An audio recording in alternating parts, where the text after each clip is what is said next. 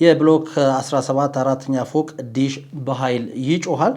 የሰሙ ቢኖርም የመሰላቸው አንዱ ስርዓት የለሽ ከላይ ቆሻሻ ጥሎ ሊሆን ይችላል የሚል ከነበሩት ዲሾች በአንዱ ላይ ወድቃ ምድር የተቀበለቻት በጭንቅላቷ እንደሆነ ጉዳቷ እንደሚያስገምትም እንግዲህ ነግሮኛል ይላል።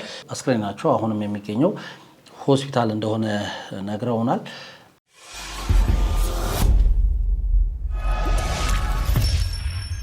ሰላም ጤና ይስጥልን የተከበራችሁና የተወደዳችሁ ቤተሰቦቻችን ከኢትዮ ኢንፎ መረጃ ሰዓታችን ነው ተጀምሯል።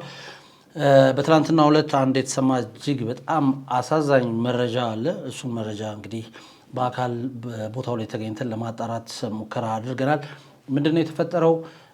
ምንድነው የሆነው? ያለው ሁኔታ ምን ይመስላል የሚለውን ወደ እናንተ የምናደርስ ነው የሚሆነው። የተከታተላችሁን አብራችሁ እንድትቆዩ ግብዣችን ነው። ይህንን ከ801,000 በላይ ሰብስክራይበር ያለውን ቻናላችንን ሰብስክራይብ በማድረግ የደወል ምልክቷን በመጫን እንግዲህ አብሮነታችሁን አሳዩን ማለት እንወዳለን። የተከታተላችሁን አብራችሁን ስላላችሁ ቤተሰብ ስለሆናችሁን እጅግ ከልብ አድርገን እናመሰግናለን። የኔ ታሪክ ወደ ህዝብ መቅረብ አለበት። የኔ ታሪክ ብዙዎችን ያስተምራል፣ ብዙዎችን ያነሳሳል፣ ለብዙዎች ቁም ነገር ያስጨብጣል፣ ወይም ደግሞ ከኔ ታሪክ ብዙዎች ይማሩበታል የምትሉት ታሪክ ካላችሁ ወይም ደግሞ ባለ ታሪክ የምታውቁ ከሆነ ከስር ባለው ስልክ ቁጥራችን ደውላችሁ አግኙን። እኛም እንግዲህ ታሪኮቻችሁን ወደ ህዝብ የምናደርስ ይሆናል። እንደዚሁም ከኛ ጋር በአጋርነት መስራት የምትፈልጉ ድርጅቶች ካላችሁ እንደዚሁ በዚሁ ስልክ ቁጥር ደውሉልን።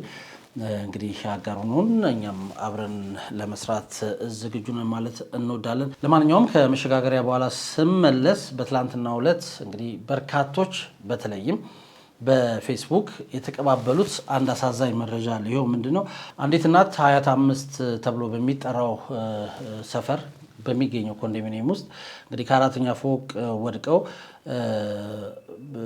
ህይወታቸው አልፎ ተገኝቷል። ጉዳዩ ምንድነው የተከሰተው የሚለውን በዝርዝር እንመለከታለን። ከመሸጋገሪያ በኋላ ተመልሰን እንገናኝ።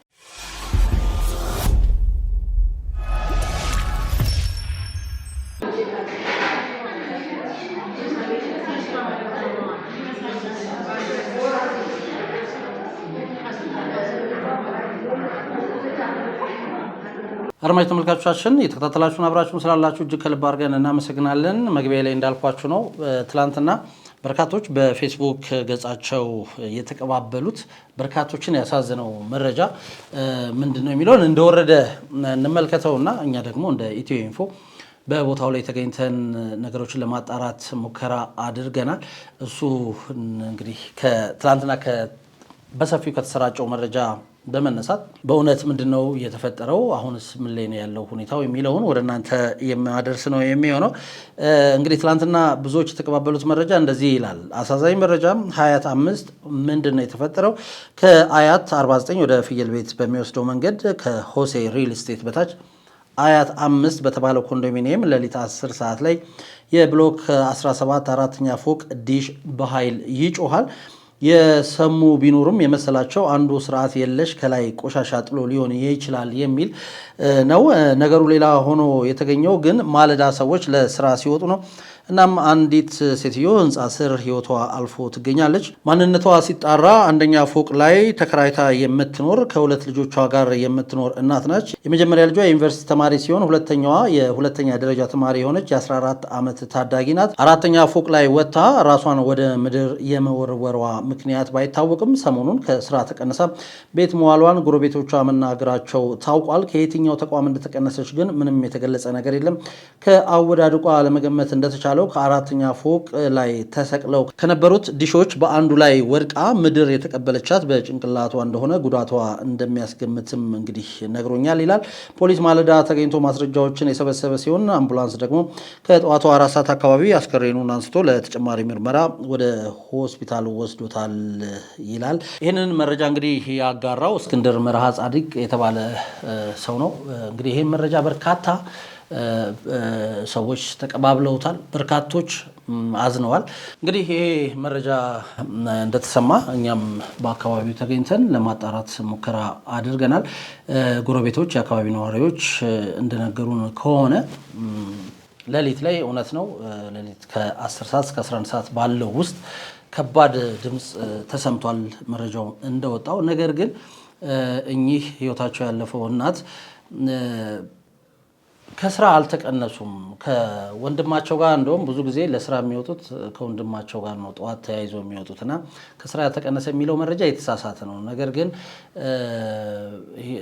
የጭንቀት የሚመስል ችግር ይታይባቸው ነበረ የሚልን መረጃ አጋርተውናል። ግን ነዋሪነታቸው አንደኛ ፎቅ ላይ ሆኖ ሳለ እሳቸው ግን እንግዲህ አራተኛ ፎቅ ሄደው ራሳቸውን ከአራተኛ ፎቅ ወደ ታች ወርውረው ህይወታቸው እንዳለፈ አስክሬናቸው አሁንም የሚገኘው ሆስፒታል እንደሆነ ነግረውናል። ሌላው እንግዲህ ነገ ታህሳስ 5 ዕለተ እሑድ ማለት ነው የቀብር ስነ ስርዓታቸው ይፈጸማል ተብሎ ይጠበቃል። ፖሊስም እንግዲህ ጉዳዩ እንዴት ነው የተከሰተው፣ ምንድነው የተፈጠረው የሚለውን ምርመራ እያደረገ እንደሆነ ይታወቃል። እንግዲህ የምርመራው ውጤት እንደተጠናቀቀም እንግዲህ ለቤተሰቦችም እንዲሁ መረጃው ብዙ ሰዎች ጋር ስለደረሰ እንደዚሁ ለመገናኛ ብዙሃንም ይፋ እንደሚደረግ ይጠበቃል። ለማንኛውም ትላንትና የተሰማው አሳዛኝ መረጃ ይህንን ይመስላል። ቦታው አያት 5 ተብሎ የሚጠራው ኮንዶሚኒየም ነው። ይህ ኮንዶሚኒየም የሚገኘው ከፍየል ቤት ወደ 49 ሲመጣ መሀል ላይ እንግዲህ ከችርስ አደባባይ ትንሽ ከፍ ብሎ ያለ ቦታ ነው። እንግዲህ ተገኝታችሁ ሀዘናችሁን መግለጽ ከፈለጋችሁ እዚህ ቦታ ላይ ተገኝታችሁ ሀዘናችሁን መግለጽ ትችላላችሁ። እንግዲህ ያለው ጉዳይ ይህንን ይመስላል። እየተከታተላችሁን አብራችሁን ስለነበራችሁ እጅግ ከልብ አድርጌ አመሰግናለሁ። ይህንን ከ801 ሺህ በላይ ሰብስክራይበር ያለውን ቻናላችንን ሰብስክራይብ በማድረግ የደውል ምልክቷን በመጫን ቤተሰብ ይሁኑ እንላለን። እንግዲህ የተለየ ሀሳብ አለኝ፣ የተለየ ታሪክ አለኝ፣ የተለየ የማውቀው ባለ ታሪክ አለ የምትሉ ከሆነ ደግሞ ከስር ባለው ስልክ ደውሉልንና አግኙን። እኛም መልሰን እንግዲህ ይህን ታሪካችሁን ወደ ህዝብ የምናደርስ ይሆናል። ከኛ ጋርም እንዲሁ በአጋርነት መስራት የምትፈልጉ ድርጅቶች ካላችሁ ከስር ባለው የስልክ መስመራችን አግኙን። የተከታተላችሁን አብራችሁን ስለነበራችሁ በድጋሚ እናመሰግናለን። መልካም ጊዜ። አበቃው።